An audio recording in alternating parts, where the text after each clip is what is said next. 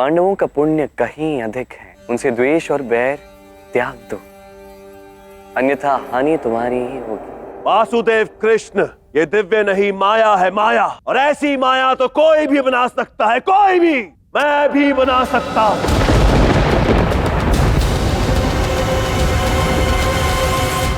संभल के दुर्योधन, वो जल है धरा नहीं।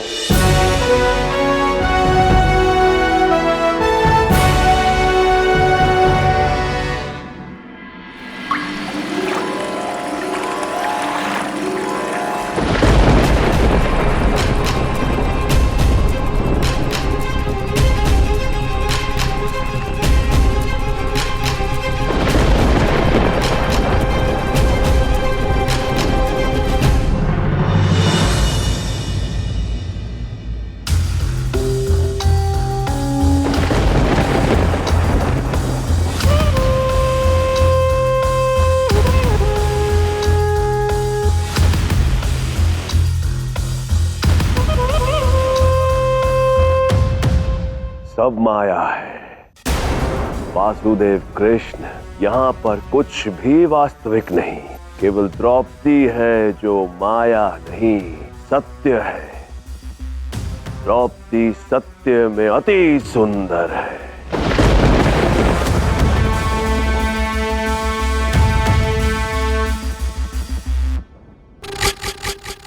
कैसी हो द्रौपदी?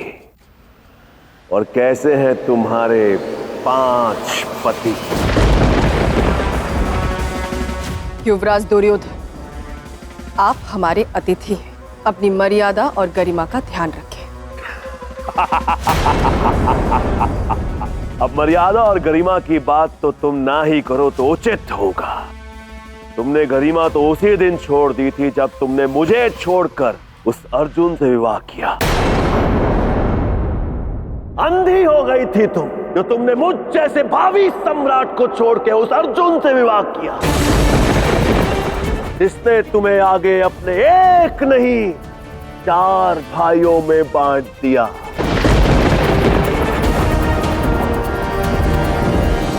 उससे विवाह करती तो हस्तिनापुर के राज्य में राज करती, ऐसे झूठे माया महल में ना रहती।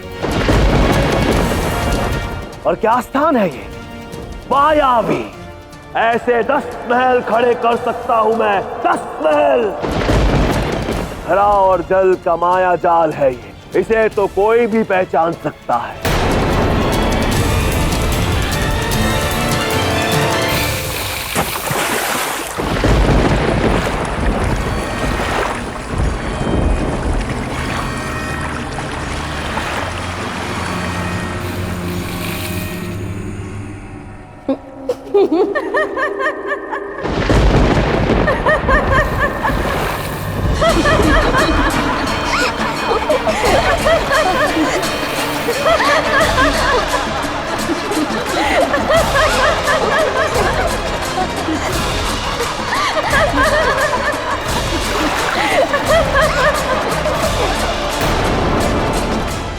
संभल के दुर्योधन, कहा था मैंने, अपनी दृष्टि बनाए रखना, अन्यथा अनिष्ट हो जाएगा।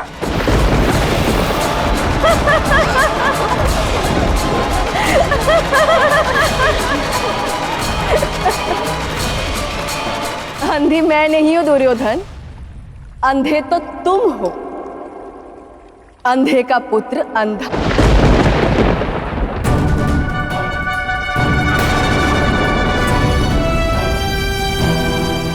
नेत्रहीन धृतराष्ट्र के पुत्र दृष्टिहीन दुर्योधन।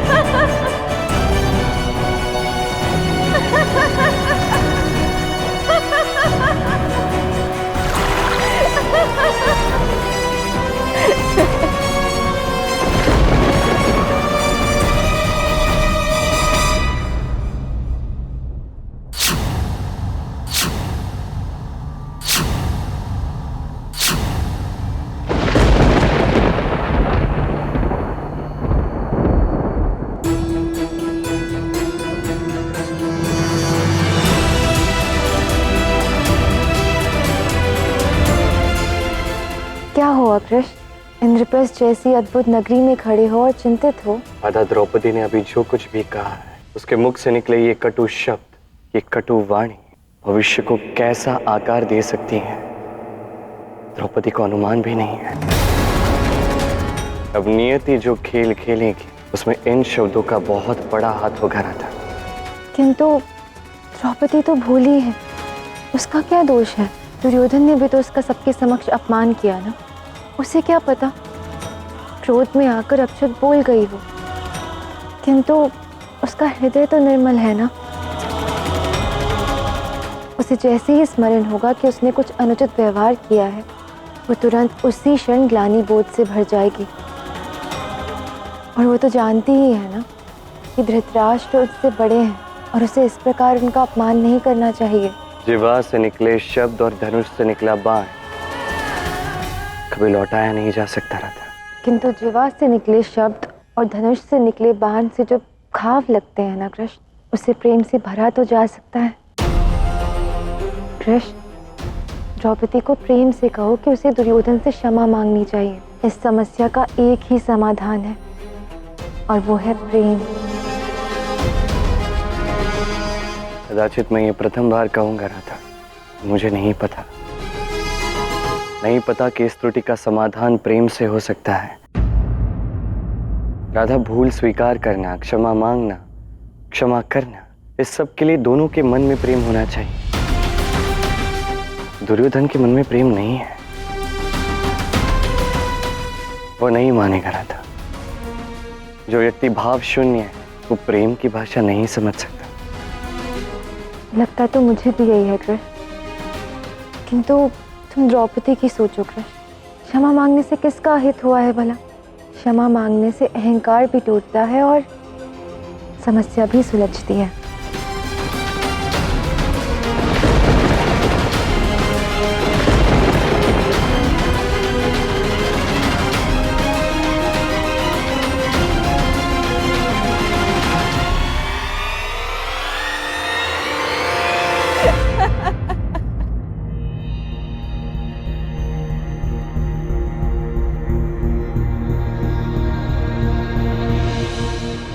तुमने आज क्या किया है तुम्हें ज्ञात भी है द्रौपदी।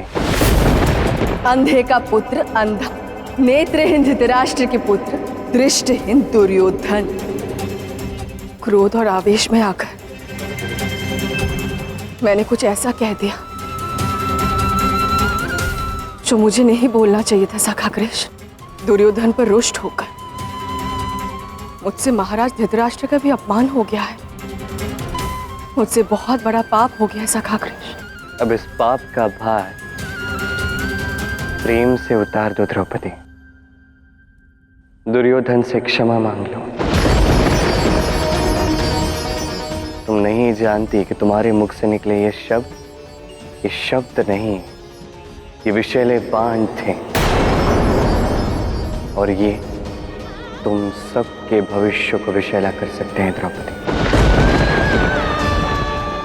और अब तुम्हें उसके लिए सज्ज रहना होगा द्रौपदी। जो भी है सखा, यदि आप कह रहे हैं तो मैं सच्चे हृदय से क्षमा याचना करूंगी।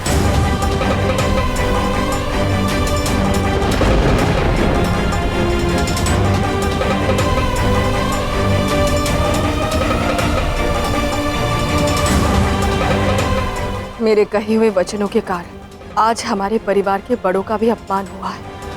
आप हमारे अतिथि हैं, मुझे आपसे इस प्रकार व्यवहार नहीं करना चाहिए था, ना ही ऐसे कटु वचनों का प्रयोग करना चाहिए था। जो हुआ उसके लिए मैं आपसे क्षमा मांगती हूँ। पांचाली, अब क्षमा नहीं, प्रतिकार होगा पांचाली, प्रतिकार होगा पांचाली।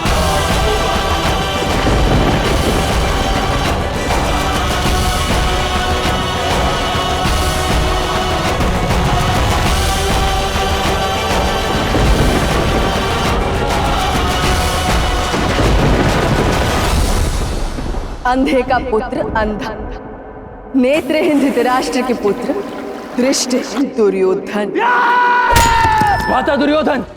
दुर्योधन, ये क्या कर रहे हो भांजे? मामाश्री, मन तो ये कर रहा है कि इस पूरे इंद्रप्रस्थ को जला दूं, चूर चूर कर दूं।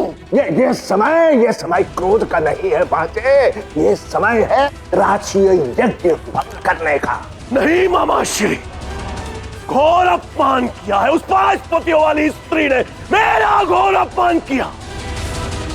जिस प्रकार उन्हें सबके सामने मुझे अपमानित किया, ठीक उसी प्रकार मैं तुझे भी सबके सामने अपमानित करूंगा। इस बाती कि समस्त संसार देखेगा तुझे लज्जित होते हुए।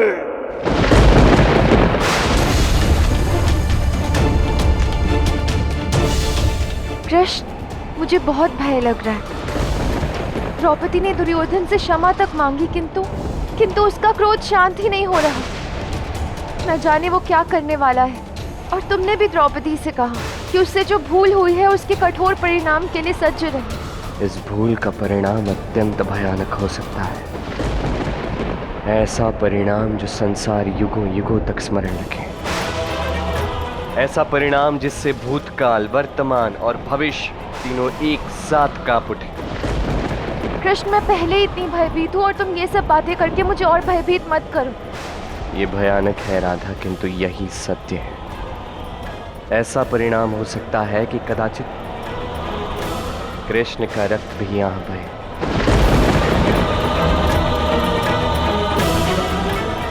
राधे, मैं निश्चिंत तो नहीं हूँ, किंतु भयभीत भी नहीं हूँ। जानती हो क्यों? क्योंकि मेरे साथ मेरी राधे। कदाचित मेरे शरीर से रक्त बहे, किंतु मेरे हृदय से केवल और केवल राधा की ही धारा बहेगी।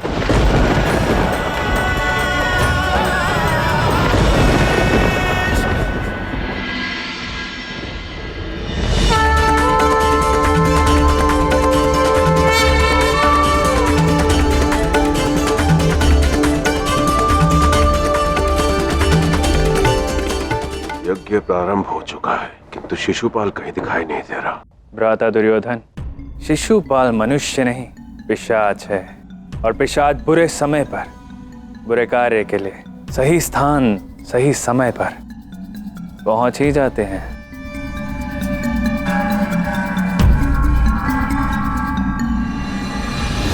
ये राजसूय यज्ञ संपन्न हुआ और मैं आप सब लोगों का सम्मान करके गौरवान्वित हूं, किंतु सबसे पहले सम्मान के अधिकारी वो हैं जिनके कारण ना ही ये राजसूय यज्ञ और ना ही ये इंद्रप्रस्थ संभव था। आप सबसे विनती है कि आप सब ध्वनि मत से इंद्रप्रस्थ को एक संप्रभुता संपन्न राज्य के रूप में स्वीकार करें। हमें स्वीकार है। किंतु मुझे ये स्वीकार नहीं। मैं इस प्रस्ताव को अस्वीकार करता हूँ। भ्राता दुर्योधन, मामा श्री हमेशा कहते हैं कि एक शत्रु को नीचा दिखाने के लिए 100 मित्रों को शत्रु नहीं बनाया जाता, और यदि ऐसा किया तो गुरु द्रोण और पितामह भीष्म सभी आपके विरुद्ध हो जाएंगे। अब बारी है सम्राट को सिंहासन अर्पण करने की, परंतु इस सिंहासन का महत्व तब और बढ़ेगा जब श्री कृष्ण इस पर पहले विराजेंगे और उसके पश्चात सम्राट। माधव, विनती स्वीकार कर। ये मेरा सौभाग्य होगा, इसके लिए आपका बहुत बहुत आभार।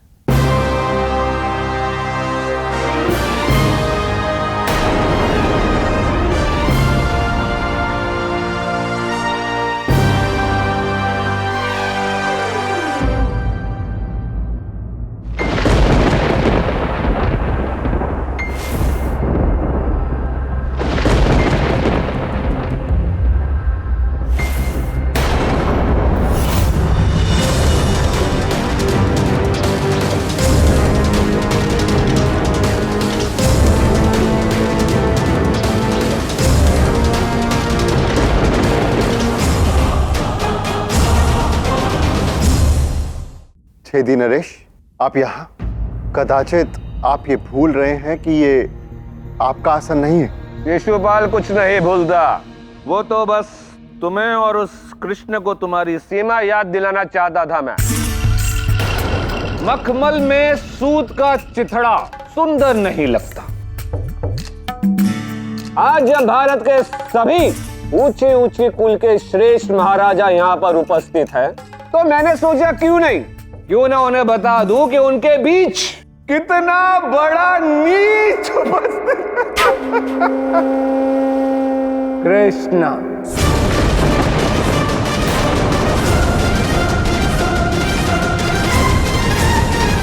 सावधान शिशुपाल, अतिथि हो इसका अर्थ यह नहीं कहते थे कि मर्यादा भूल जाओ। मैं जानता था कृष्ण का कोई ना कोई श्वान अवश्य भौंकेगा।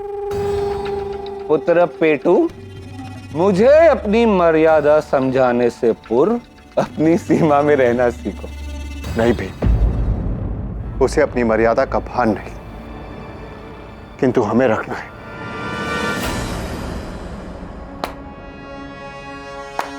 भौंका, ये भी भौंका। पहले पेटू भौंका और अब ये कायर भी भौंका। पांडव, तुम्हारा अस्तित्व क्या है? हो कौन तुम? मैं बताता हूं इस सभा को कि इनका जन्म कैसे हुआ था। 5 पतियों की संतानें 2 माताओं से, 5 अलग अलग देवताओं से भिक्षा में मांगकर इनकी माताओं ने इन्हें जन्म दिया था। भिखारियों, भिक्षा में मांगी हुई संतानों, आज सिंहासन की सीख दे रहे हो, ज्ञान दे रहे हो आज। शिशुपाल, मेरे क्रोध की प्रत्यंचा इतनी भी मत खींचो कि मैं अपने क्रोध का बाण रोक ना सकूं। तो तू मारेगा मुझे? तो मारना। अमर हूं मैं। चुपचाप अपना धनुष बाण उठा और जाके अपनी कलंकित मां के आंचल में छुप जा, अन्यथा यही मारूंगा। शिशुपाल, सहने की सीमा होती है। माता का अपमान करके सीमा लांघ रहे हो तुम। मत भूलना कि अमरत्व का ये वरदान माता के कारण ही मिला है तुम्हें।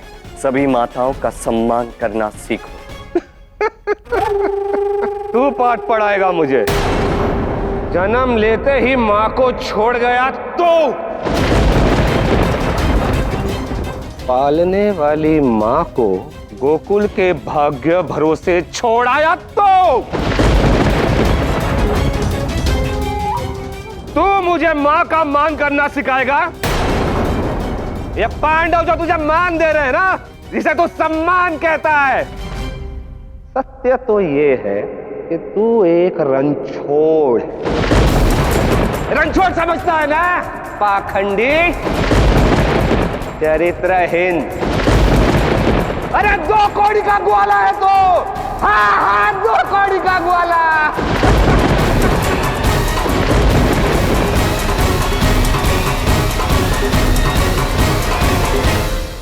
शिशुपाल, अमरत्व की आड़ में अपनी मर्यादा मत लांघो। श्री कृष्ण भी इस यज्ञ के यजमान हैं। अरे ये काहे का यजमान?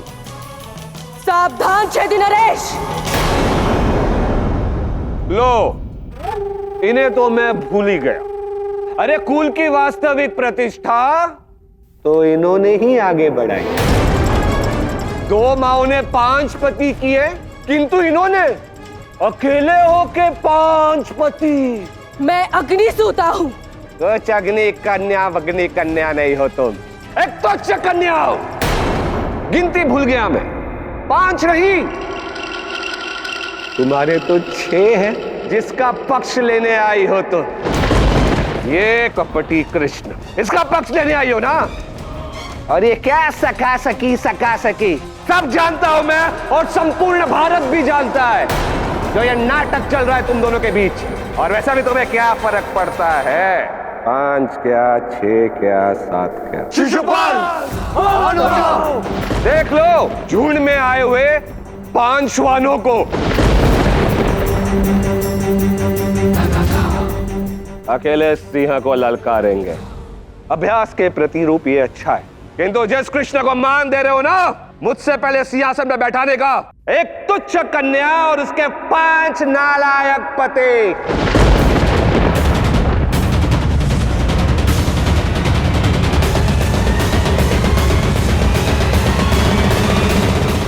रुक जाओ बंधुओं। शिशुपाल, तुमने पहले माता का अपमान किया, अब एक पत्नी का अपमान किया। अमर होने के इस अहंकार ने तुम्हारे शील को खंड खंड कर दिया और इसीलिए अब समय आ गया है तुम्हारे विनाश का शिशुपाल। पुण्य पाप मोह त्याग भय मिला, सर्वनाश हो अधर्म का।